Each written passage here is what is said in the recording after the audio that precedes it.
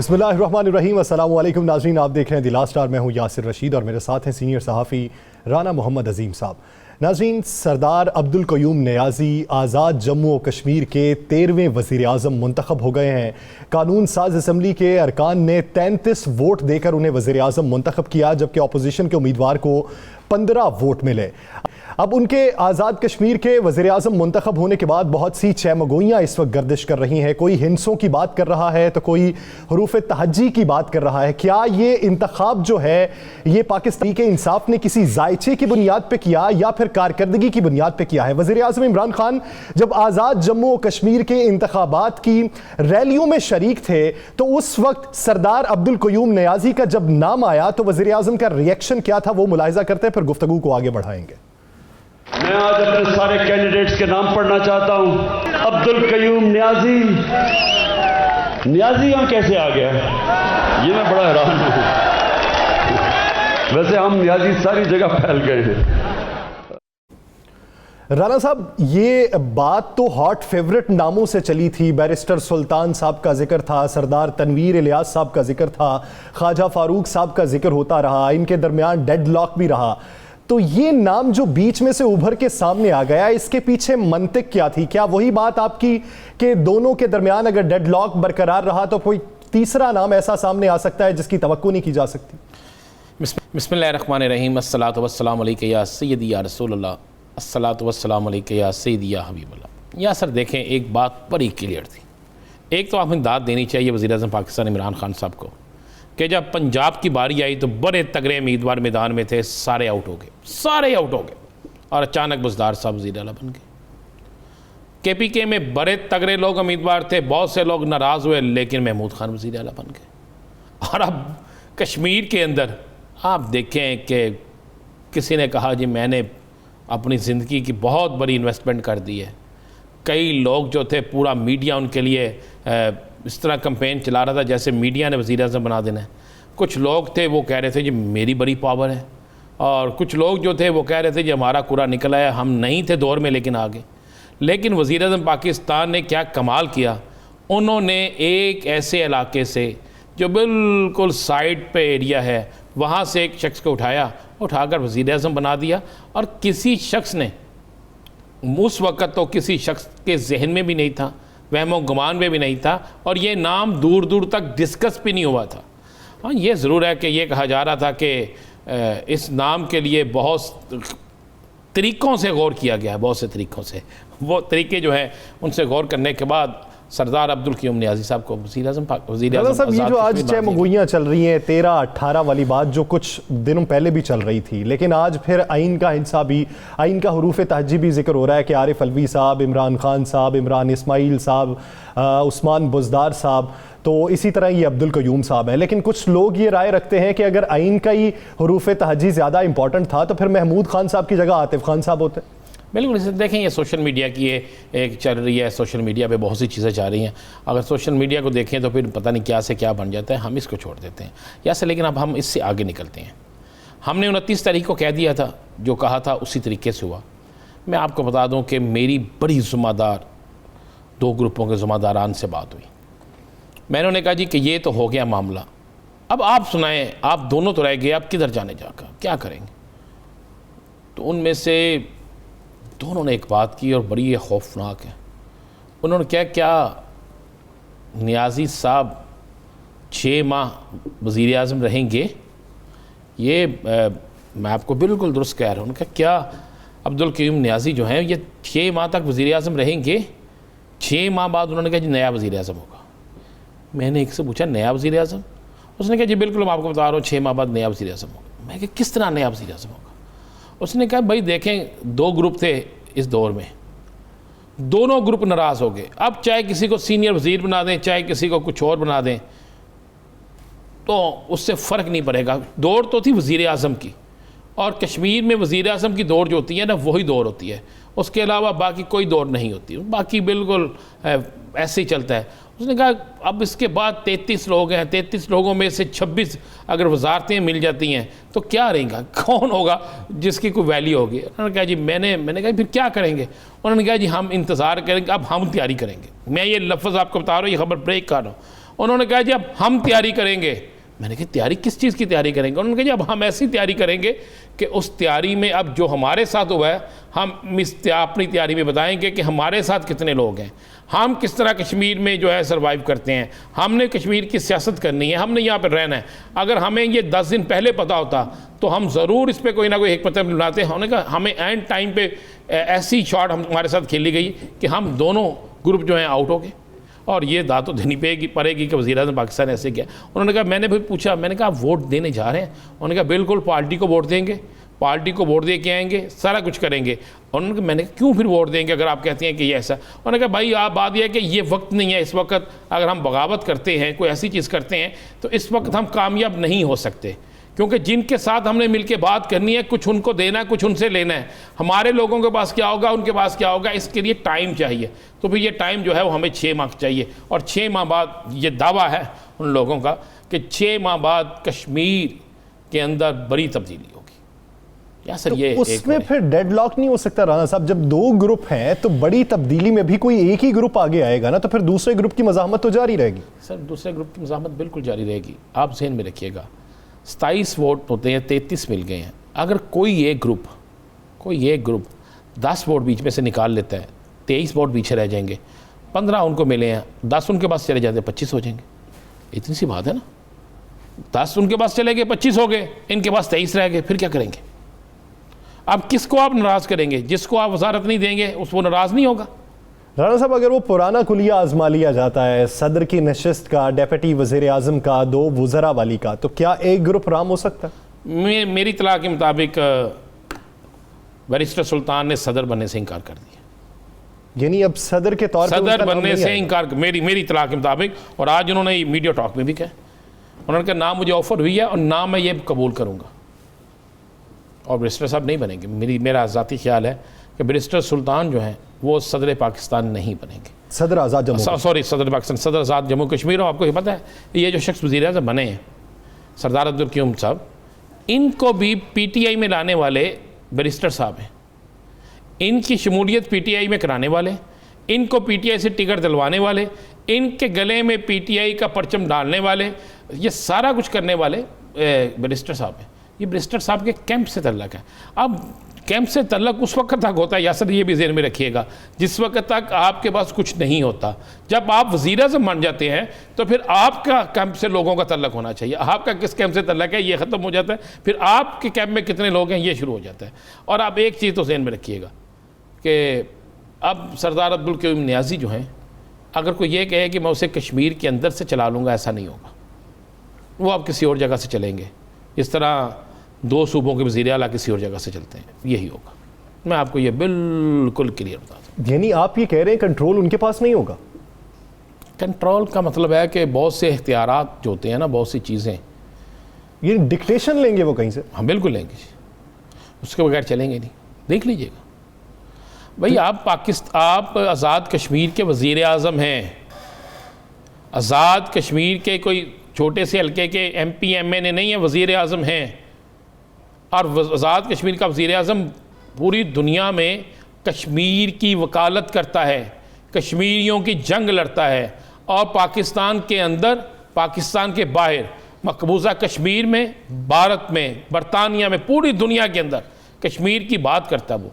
तो मैं आपको कह रही हूँ, आपको हक़ाइक़ में मबनी में बात बता रहा हूँ कि ये 6 माह बाद कश्मीर के अंदर इस इलेक्शन से बड़ी सियासी गहमा गहमी शुरू होगी। तो राणा साहब सदर के लिए क्या हॉट फेवरेट नामों से ही कोई आएगा या फिर उसमें भी कोई नए नाम की शमूलियत होगी? हो सकता है कोई नया नाम आ जाए। अच्छा ये भी हो सकता है कोई रिटायर्ड हसास दायरे का अफसर आ जाए, ये भी हो सकता है, इसमें भी कोई बड़ी बात नहीं है। यानी आप अगर एक ग्रुप को राम नहीं करना चाहते तो आप ये समझते हैं कि दोनों ग्रुप ही इससे साइड पर है? मुझे एक बात बताएं, कौन सदर आकर अपनी सियासत ख़त्म करेगा? चलें मुझे बता, क्या तनवीर अलियास सदर बन के अपनी सियासत ख़त्म कर ले? क्या बैरिस्टर सुल्तान साहब जो हैं वो सदर बनकर अपनी सियासत ख़त्म कर ले? कौन करेगा भाई? ये सारी जंग उन्होंने वज़ीर आज़म बनने के लिए लड़ी है, ये सारी जंग उन्होंने अपनी एक सियासी कैरियर को बचाने के लिए लड़ी है। दोनों आउट हो गए, होना यही था। मैंने कहा कि 29 तारीख को, याद है हमने प्रोग्राम में कहा था कि दोनों को कहा गया है नहीं तो तीसरा ले आएंगे, तीसरा ले आए। किसी को तवक्को थी इस नाम की? कोई सोच सकता था ये नाम होगा? लेकिन वज़ीर-ए-आज़म साहब ने, लाजमी बात है कोई रिपोर्ट्स ली होंगी, वज़ीर-ए-आज़म साहब ने पूरा इस पर देखा होगा, गौर किया होगा। अब असल इम्तिहान अब ये है कि क्या कश्मीर को चलाने वाले, कश्मीर के वज़ीर-ए-आज़म को लाने वाले, कश्मीर की हुकूमत को असल सिमत पे चलाने वाले, क्या आइंदा 6 माह जो हैं उनमें सियासी बहरान को टाल सकेंगे? क्या जो ग्रुप नाराज़ हुए हैं उनको सिर्फ वजारतें देकर मनाया जा सकेगा? ज़रा आज की हलफ बर्दारी की तकरीब में तो देखें कौन नहीं था, ये भी ज़रा गौर करें ना। जो नहीं था तो वो क्यों नहीं था? सबको पता था आज वज़ीर-ए-आज़म की हलफ बर्दारी की तकरीब है, उसमें क्यों नहीं थे? आज कुछ लोगों की मुबारकबादें हैं और कुछ लोग जो हैं उन्होंने मुबारकबाद भी नहीं दी।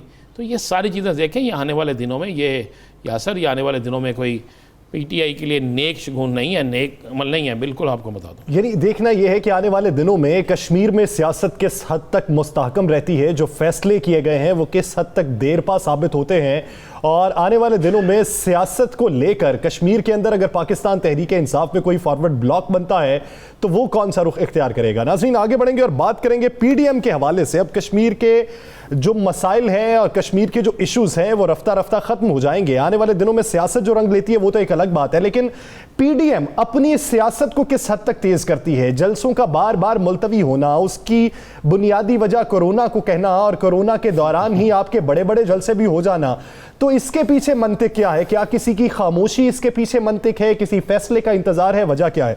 राना साहब, मौलाना फजलुर रहमान पीडीएम को दोबारा से मुतहर्रिक करने में क्या कामयाब हो जाएंगे, या फिर पीडीएम को अब किस्सा पारीना समझें? देखें, पीडीएम होगी लेकिन मुतहर्रिक नहीं होगी। मैं आपको बता दूं, आज मुत्तहिदा ये जो है जमीयत उलमा इस्लाम की मरकज़ी मजलिस आमला का इजलास हुआ है। मेरे पास जो इतलाब ये है कि उसके अंदर बड़ी शदीद तलखी हुई है।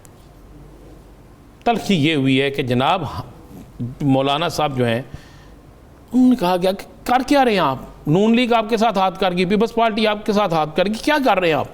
आप जितने जज्बे के साथ निकले थे, जितनी हमने कोशिश की, सब कुछ बेड़ा गर्क हो गया। फिर उस पर एक ग्रुप ने यह भी कहा कि जनाब ये तो बताएं कि सिंध के अंदर तहरीक इंसाफ के साथ इत्तेहाद जो मकामी हुआ है ये किसके कहने पे हुआ है?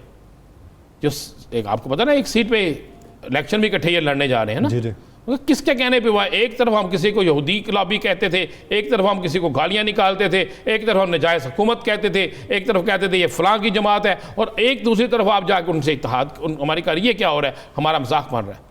और मैं आपको, मुझे तो यहाँ तक इतला मिली है कि वहाँ पर तो यहाँ तक फटा हुआ कि ने कहा जनाब हर चीज़ पर यहाँ कोई भाई है या बेटा है, बाकी सीनियर लोग कहाँ गए? बाकी सीनियर लोगों को क्यों नहीं रखा जाता? बाकी सीनियर लोगों को क्यों नहीं बुलाया किया जाता? बाकी सीनियर लोगों से क्यों नहीं पूछा जाता? बड़ी तलखी हुई है और मेरे पास इतला यह है कि बहुत अरसे तक पीडीएम उस तरह मुतहरक नहीं हो सकेगी, या सर नेचुरली तौर पे नहीं हो सकेगी। मैं आपको बताता हूँ, कोरोना के साथ साथ मुहर्रम, सफ़र, ये 2 महीने तो वैसे ही बड़े जलसे जुलूसों के हवाले से नहीं मुनासिब। अफ़गानिस्तान की सूरत हाल, पाकिस्तान के अंदर दहशतगर्दी के मंसूबे, ये सारी चीज़ें देखें तो इस पर तो सबको नज़र है ना, सबका इस पर ध्यान है, सब इसकी तरफ तवज्जो दे रहे हैं।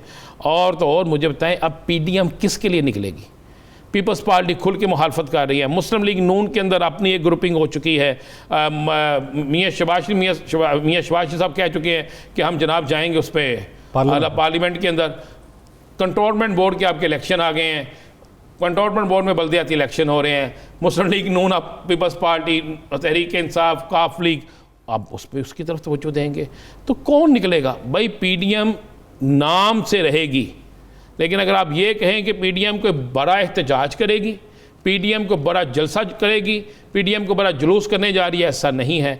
ये आपको मैं बिल्कुल एक मुसद्दका इतला दे रहा हूँ। और मैं आपको ये भी बता दूँ, मरियम साहबा की खैरियत भी पता की गई मौलाना साहब की तरफ से। मौलाना साहब की तरफ से मरियम साहबा की सेहत के लिए खुसूसी दुआ भी की गई, और मौलाना साहब के मियाँ नवाज शरीफ से भी रब्ता हुआ। मियाँ नवाज शरीफ मौलाना साहब की खैरियत दरियाफ्त की है, उनकी शुगर और उनके ब्लड प्रेशर इस हवाले से बात की है, और साथ में मियाँ साहब ने मौलाना साहब से बात भी की है कि मौलाना साहब कोई आने वाले दिनों में हमें मुतहर्रक होना होगा, तो मौलाना साहब ने अभी उस पर हामी नहीं भरी। सही, आप याद करें हमने कहा था 14 अगस्त को जलसा नहीं होगा जी, याद है ना आपको? पहले दिन ही हमने कह दिया था नहीं होगा, नहीं हो रहा जलसा। 13 अगस्त का जलसा रखा कराची में, नहीं हो रहा, कैंसिल कर दिया। जब आप सवात के जलसे के बाद कोई जलसा हुआ, सवात के जलसे के बाद तो खामोशी हो गई ना। अब वो कौन सी ऐसी तहरीक है यासर कि जो 4 माह बाद अचानक सो के उठो, पता चले कि जनाब आज फलां जगह जलसा करना है, ऐसे तहरीकें नहीं चलती। पीडीएम जो है ये भी अब सिर्फ नाम के हद तक रह गई है। पीडीएम नाम के हद तक रहेगी, काम के हद तक नहीं रहेगी। तो देखना यह है कि फिर कितना लेवरेज मिलता है वफाकी हुकूमत को, हुक्मरान जमात को, पीडीएम अगर मुकम्मल खामोश हो जाती। दीगर इश्यूज पे बात करेंगे एक शॉर्ट ब्रेक के बाद। Stay with us.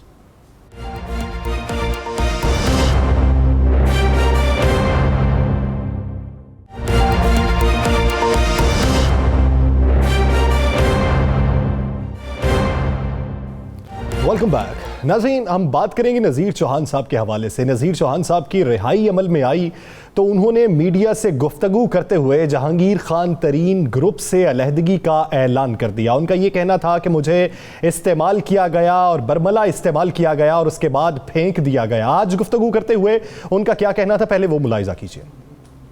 मेरा जहांगीर खान तरीन के ग्रुप से कोई तल्लक नहीं है। मैं ये समझता हूँ कि जहांगीर खान तरीन ने मुझे बरमला इस्तेमाल किया। उनको शर्म आनी चाहिए थी कि जिन्होंने मेरा हाल तक ना पूछा। जो लोगों की औकात थी, जो लोगों की मुनाफकत थी, जो लोगों के 4 फेस थे, वो कम से कम सामने आ। मेरी तो शहादत अकबर से कोई लड़ाई नहीं थी।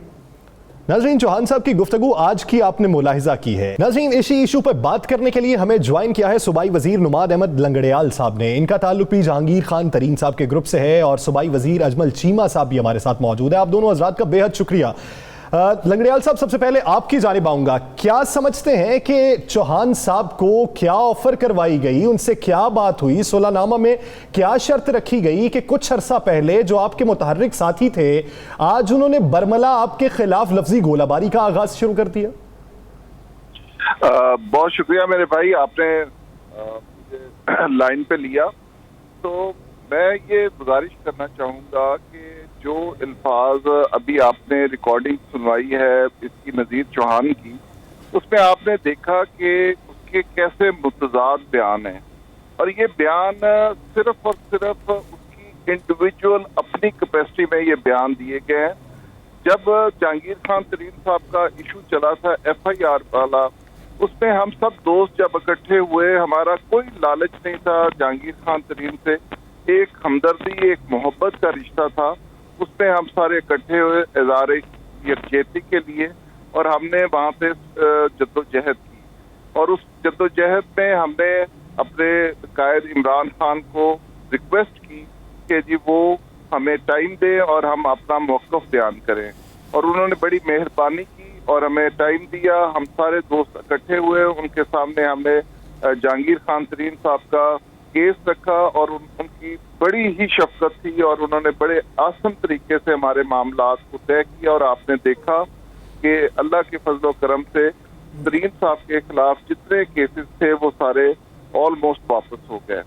इसी दौरान में जब हम ये स्ट्रगल कर रहे थे तो आप यकीन मानिए कि इसने अपनी जाती कैपेसिटी में ये बयान दे दिया कि जी शहजाद अकबर साहब का मजहब जो है वो क्या है।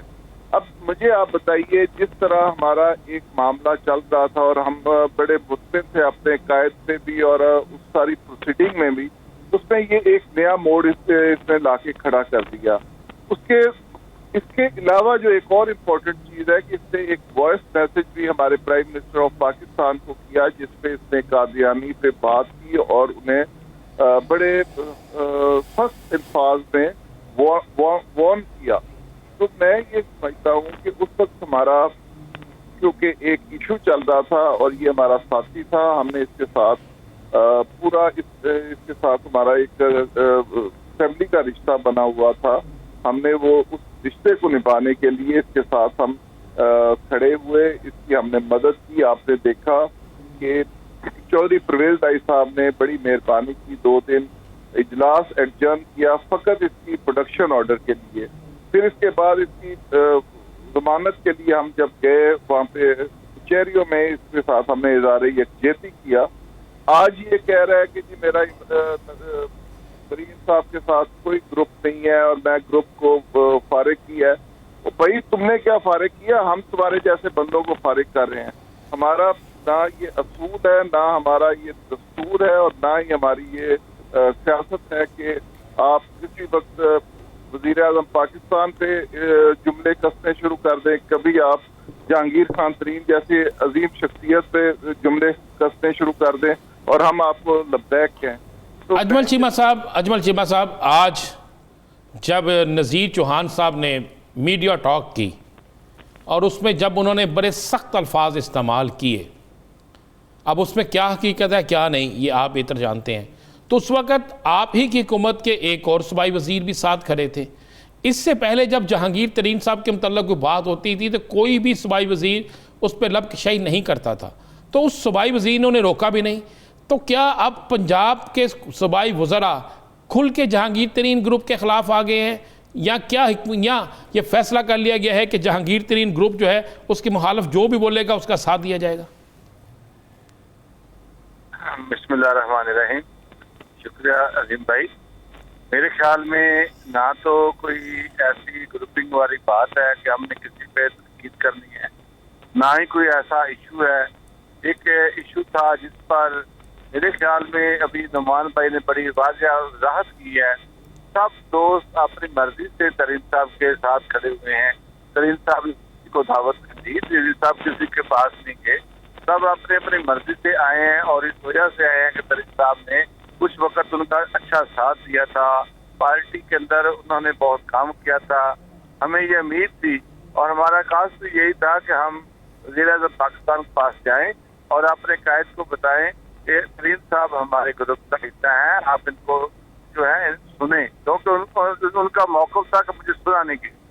जब सारी बातें हुई और तो वज़ीर-ए-आज़म पाकिस्तान और पार्टी के चेयरमैन ने इन बातों को सुना और उसके बाद जो हुआ आपके सामने है। जब बात तरीन साहब की थी और बात खत्म हो गई है, अब ग्रुप ठीक हम इत्तेहादी हैं आपस में एक दूसरे के साथ, हम यही का हिस्सा है, थे रहेंगे, चाहे हमें यहाँ से कोई दिक्कत भी मारे। चीमा साहब, आज जो इल्ज़ाम लगाया गया चौहान साहब की तरफ से, जब पेशियां होती थीं तो हम साथ में मौजूद होते थे, सब के सब साथ खड़े होते थे, लेकिन जब मैं गिरफ्तार हुआ, मुझ पे मुश्किल आन पड़ी, मैं बीमार हुआ तो मेरा किसी ने राब्ता नहीं किया मेरे साथ, मेरा किसी ने हाल नहीं पूछा, इसमें कितनी सदाकत?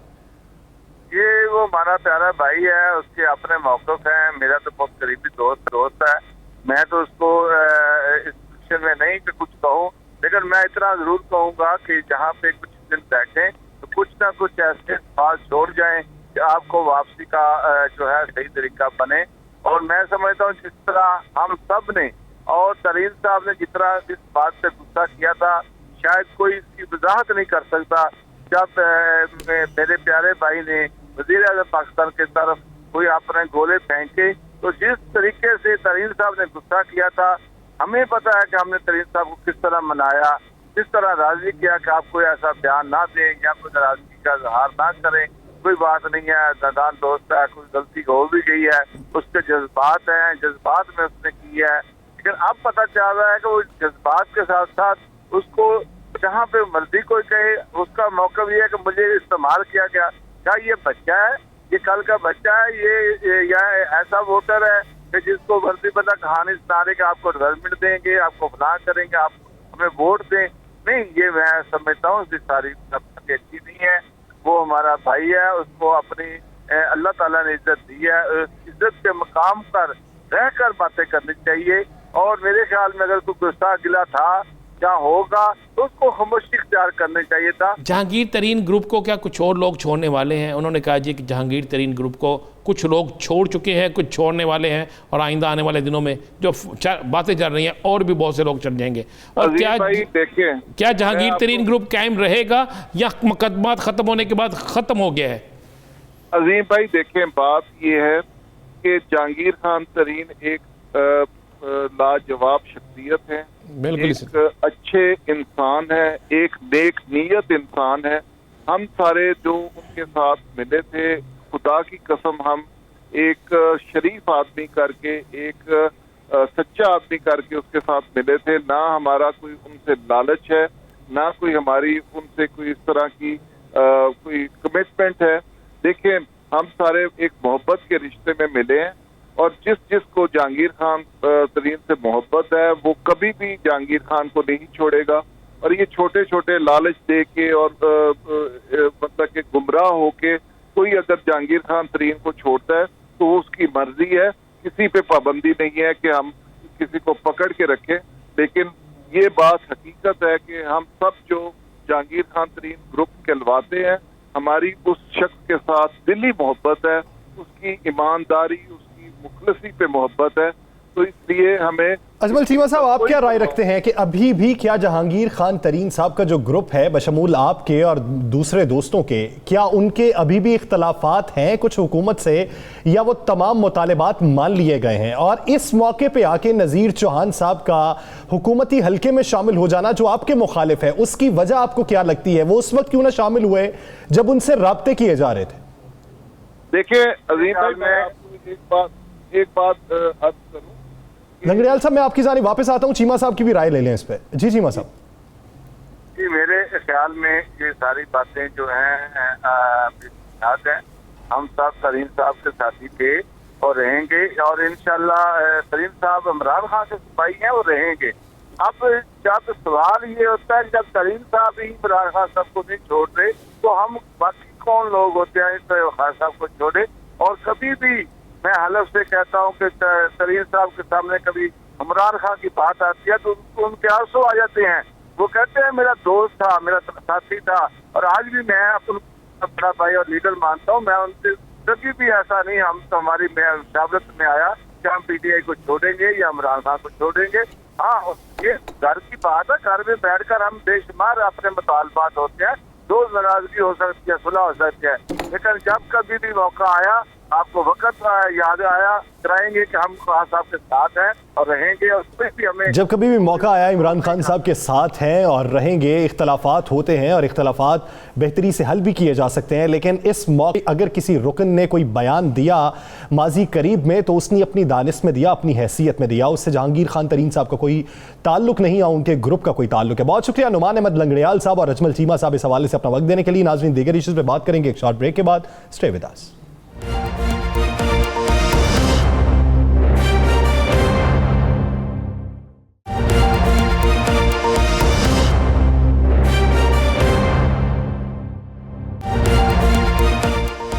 Welcome back. नाज़रीन, हुकूमती रहनुमाओं के नून लीग में दराड़ पर बयानात जिस पर तर्जुमान पाकिस्तान मुस्लिम लीग नून मरियम औरंगज़ेब बरहम हो गई।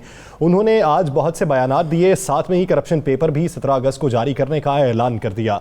इसके साथ साथ शेख रशीद साहब ने आज जो गुफ्तगू की शहबाज शरीफ साहब की पॉलिसी के हवाले से, स्ट्रैटेजी के हवाले से कि शहबाज शरीफ साहब आखिर चाहते क्या हैं। एक तरफ तो जहां पे शेख साहब ने एतराफ़ किया कि मैं नवाज शरीफ साहब को वापस नहीं ला सकता, तो दूसरी जानिब मियां मोहम्मद शहबाज शरीफ साहब के हवाले से उनका क्या कहना था वो मुलाहिजा कीजिए, फिर गुफ्तगू को आगे बढ़ाते हैं। शहबाज शरीफ रास्ता बना रहा है कि नवाज शरीफ को इलेक्शन के दिनों में सीधा जेल ना जाना पड़े, और शहबाज शरीफ वही स्ट्रेटजी अपनाने की कोशिश कर रहा है जो उसने सऊदी अरब से नवाज शरीफ को लाने के लिए की। नाज़रीन, इसी इशू पे बात करने के लिए हमें ज्वाइन किया पाकिस्तान मुस्लिम लीग नून के सीनियर रहनुमा कैसर अहमद शेख साहब ने। शेख साहब, बहुत शुक्रिया आपके वक्त का। शेख साहब, जिस तरह की बातें हो रही हैं, बयान पहले बात होती थी कि बयानिए मुख्तलिफ हैं, अब रहनुमा ये मानते हैं कि बयानिए मुख्तलिफ नहीं है, गोल एक ही है, राय मुख्तलिफ हो सकती है। तो शेख साहब ये बता दें कि राय मुख्तलिफ किन नजरियात की बुनियाद पर होती है, क्या वो बयानिए की बुनियाद पर नहीं होती? बिस्मिल्लाहिर्रहमानिर्रहीम।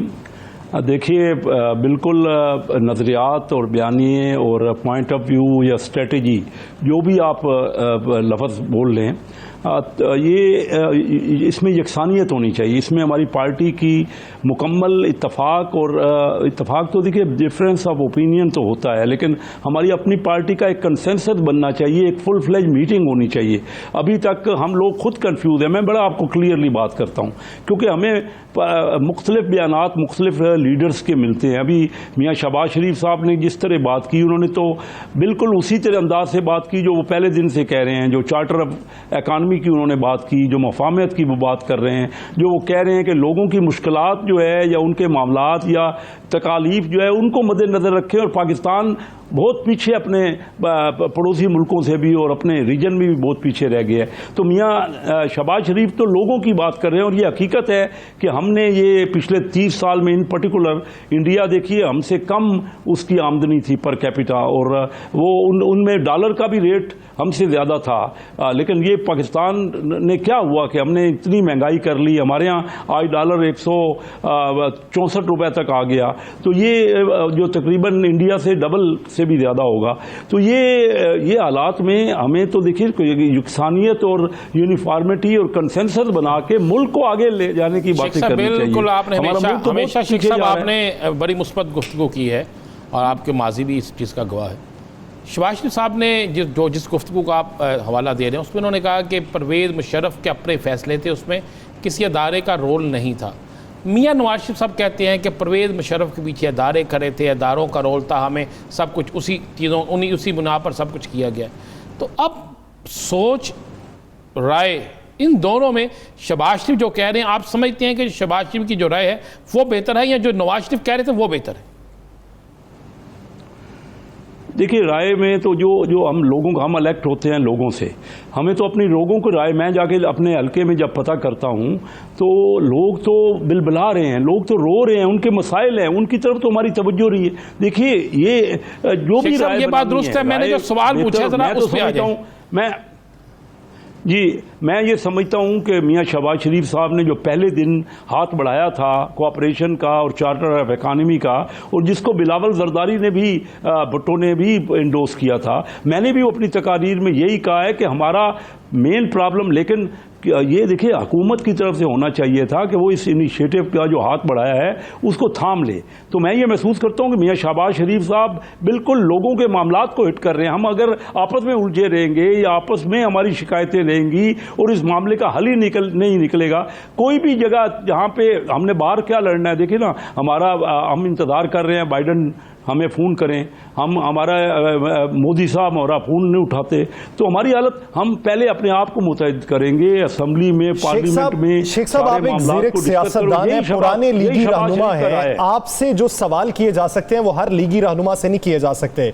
बहुत से रहनुमा ऑफेंड हो जाते हैं। अब जिस तरह की बयानात चल रहे हैं हुकूमती हलकों में और जिस तरह वो आपका जो नक्शा है वो अवाम तक पहुंचा रहे हैं, वज़ा कर रहे हैं, क्या आप समझते हैं कि मरियम साहिबा का जो तर्ज सियासत है वो मियां मोहम्मद शहबाज शरीफ साहब के तर्ज सियासत से बेहतर है?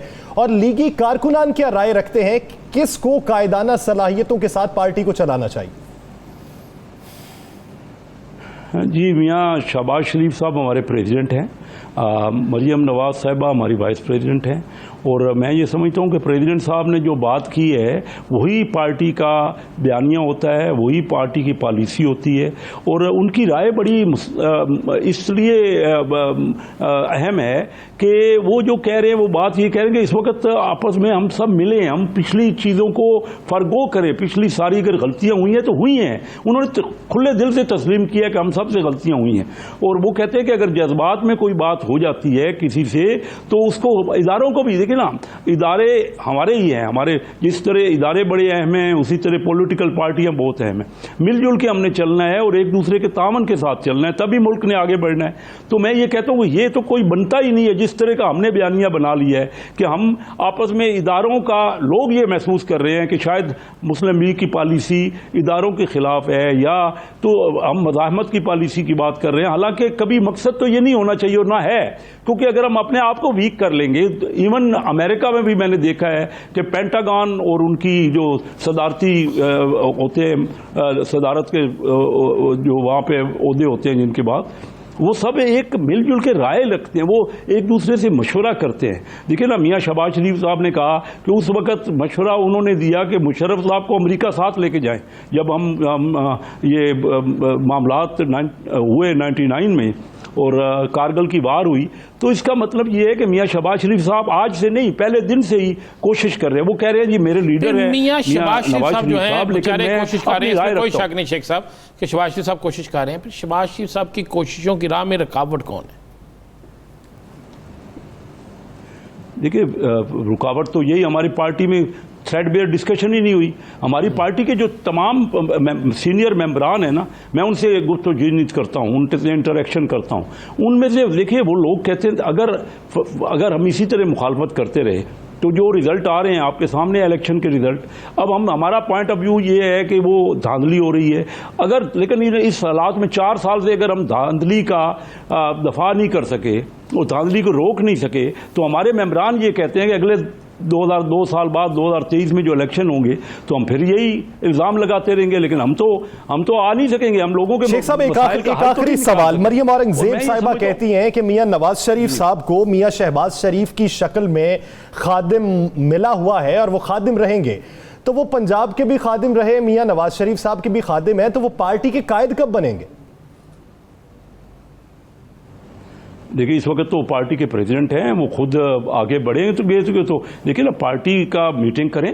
पार्टी की मेजॉरिटी मैं ये महसूस करता हूं कि वो चाहती है कि लोगों के मसाइल पे ज़्यादा तवज्जो करें, बजाय कि हम आपस में उलझते रहें। मुल्क के अंदर जो तमाम ये इदारे होते हैं ना, पॉलिटिकल पार्टी भी इदारा है और बाकी जो हमारे जो डिफेंस के इदारे हैं वो भी इदारा। शेख साहब बिल्कुल आपने दुरुस्त कहा कि इलेक्शन के रिजल्ट जो है वो पार्टी के लिए बेहतर नहीं आ रहे। सिंध में मुस्लिम लीग नून नहीं रही, KPK में ना होने के बराबर, बलोचिस्तान में आपके साथी आपको छोड़ गए, कश्मीर में आपकी हुकूमत ख़त्म हो गई, कश्मीर में ना होने, पीपल्स पार्टी आपसे आगे निकल गई। तो ये पार्टी के अंदर जो सोच है, जो आपकी सोच है, इस सोच के कितने फीसद लोग मौजूद हैं? देखिए न सिर्फ ये हुआ जो आपने सिंध और बलूचिस्तान और कश्मीर की बातें की, हमारे अपने पंजाब में हमारे पूरे छंग और चंडियोट ज़िले से किसी ने MPA का टिकट कबूल नहीं किया, जब कोई उम्मीदवार ही नहीं होगा। क्योंकि यहाँ पे जो वो देखते हैं, जो साबिक़ इक़्तिदार जो ताकतवर हल्के हैं उनकी तरफ लोग देखते हैं। मैं अकेला कैंडिडेट था और दूसरी हमारी MLA की सीट के लिए चंडियोट के, मुझे अपने बेटे को कराची से, जो कभी चंडियोट गया ही नहीं था, उसको बुला के लड़ना पड़ा। क्योंकि ऐन मौके पे जब पार्टी का टिकट लेने के लिए उम्मीदवार मौजूद नहीं होंगे, पार्टी के इजलास होंगे, मुनज़्ज़म मनसूबाबंदी नहीं होगी, किसी की राय शुमार नहीं की जाएगी, तो फिर पार्टी आगे कैसे बढ़ेगी? बहुत शुक्रिया कैसर अहमद शेख साहब इस हवाले से अपना वक्त देने के लिए। नाज़रीन दिग्गर इस पर बात करेंगे एक शॉर्ट ब्रेक के बाद। Stay with us.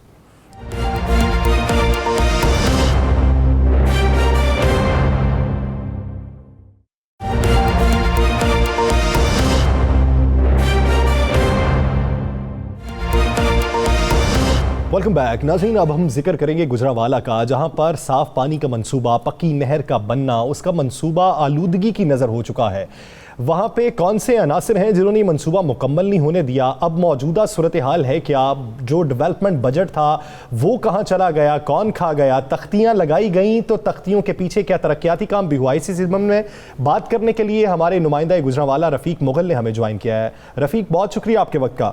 रफ़ीक ये कहिएगा कि असल इशू है क्या? ये इंकशाफ क्या हुआ? ये असल पीछे हकाइक क्या है कि अभी तक ये मंसूबा जो पक्की नहर का है वो तकमील को क्यों ना पहुंच सका? सर इसकी असल वजह यही है, जिला इंतजामिया। शार्ट लफ्जों में अगर मैं बताऊं आपको, ये शहबाज शरीफ के दौर में ये मंसूबा शुरू किया गया था 2015-16 में, और ये 1 अरब से ज्यादा का मंसूबा था। इसका मकसद ये था कि गुजरांवाला की जो आबादी है, इसके बेशतर लोग जो हैं वो हेपेटाइटिस जैसी मोजी अमराज और कैंसर में मुब्तला हो रहे हैं। गुजरांवाला का जो DHQ हॉस्पिटल है, वहां पर तकरीबन 5 से 6 हजार डेली पेशेंट आते हैं, जिनमें ज्यादातर तादाद जो है वो हेपेटाइटिस के पेशेंट की होती है। तो ये आलूदा एक गंदा नाला शहर के अंदर से गुजरता था और इसी से सब्जियां काश्त की जाती थी। आगे जो देहात में जब ये जाता था तो वही सब्जियां खा के लोग बीमार हो रहे थे। तो उस दौर में ये पक्की नहर का मंसूबा बनाया गया था कि यहां से एक पक्की नहर गुजरेगी और जितने भी देहात हैं उनके खेतों को सैराब करेगी और जो सब्जियां उगाई जाएंगी वो साफ पानी से उगाई जाएंगी, ताकि लोगों की जिंदगियां बचाई जा सके, सेहतमंद मुआशरा हो। लेकिन अफसोस से यह कहना पड़ता है कि अरबों रुपए का मंसूबा बन गया। इसके साथ जो है 4 महकमे शामिल थे। GDA ने इसके साथ एक शानदार रोड बनाई है। वासा ने जो है वो एक सीवरेज नाला जो है वो बनाया गया जहां पर शहर का आलूदा पानी गुजरना था, और महकमा नहार की जानिब से नहर बनाई गई है। और PHA ने यहां पर 50 लाख से जायद के पौधे लगाए थे नहर के दोनों तरफ में, नहर की खूबसूरती के लिए, शहर की खूबसूरती को चार चांद लगाने के लिए। हमें पौधा तो कहीं नजर नहीं आ रहा। और जो आप नहर कह रहे हैं कि जो मंसूबा अरबों रुपए का था, शहबाज शरीफ दौर में शुरू हुआ और आज तक उस तरह, वो एक गंदा नाला बना हुआ है। तो इसमें से इतना पैसा क्या इस पर लगा, और अगर इस पर इतना पैसा अरबों रुपए लगे हैं तो इस पर हुकूमत ने तवज्जो क्यों नहीं दी? सर यही मैं कहना चाह रहा हूं कि इतने अरबों रुपया लगा दिया गया है, ये प्रोजेक्ट मुकम्मल हो चुका है और क्या हुआ, ये गफलत की बीट चढ़ चुके हैं। अब आप देख रहे होंगे फुटेज में भी, ये नाला जो अब पक्की नहर यहां पे साफ पानी नहीं चल सका, ये गंदा नाला बना दिया गया। पूरे शहर का सीवरेज का पानी इसमें चलता है। अगर सीवरेज का ही पानी चलाना था तो करोड़ों रुपए की सीवरेज लाइन अलग से क्यों इसमें डाली गई, वो नाला क्यों अलग से बनाया गया? अगर सीवरेज का पानी जो है इस नाले में ही चलाना था, पक्की नहर में ही चलाना था, लोगों ने यहां पर कचरा कुंडी से बना दिया। यहां तक मैं आपको बताऊं कि एक बार कुछ हिस्से की सफाई की गई थी तो बच्चों की डेड बॉडीज यहां से मिली थी। यह मौत का कुआं बना दिया गया है जो शहर से गुजर रहा है। सबका जो इसका कसूरवार है वो जिला इंतजामिया है। अगर डीसी ये किस इलाकों से गुजरता है? ये नाला जो है कहां तक जाता है? ये नहर जो है जिसे पक्की नहर कहा जा रहा था, ये कितने एरिया में जाती है, किन इलाकों से गुजरती है, कितना रकबा है इसका? जी बिल्कुल, मैं आपको बताता हूं। ये बाईपास, समनाबाद बाईपास से शहर अंदरून शहर में ये दाखिल होती है ये नहर, फिर दुल्ले से क्रॉस होती हुई गरजाग से ये क्रॉस होकर समनाबाद और आलम चौक ये क्रॉस करती है। ये तकरीबन 10 किलोमीटर से ज्यादा का जो ये लंबी यहां ये जो शहर से गुजरती है। इतना बड़ा मंसूबा है, लेकिन अब लोगों के लिए ये वबाले जान बन गया। अब ये कह सकते हैं कि करोड़ों अरबों रुपया लगा के ये म्यूजियम राज की फैक्ट्री लगा दी गई है। बहुत शुक्रिया रफीक मुगल इस हवाले से देने के लिए। नाज़रीन, हम गाहे बगाहे मुख्तलिफ शहरों से ऐसे अवामी इशूज हर आने वाले प्रोग्राम में आपके सामने लाते रहेंगे। आज के प्रोग्राम से द लास्ट आवर से मुझे और राना अजीम साहब को दीजिए इजाजत। अल्लाह निगहबान।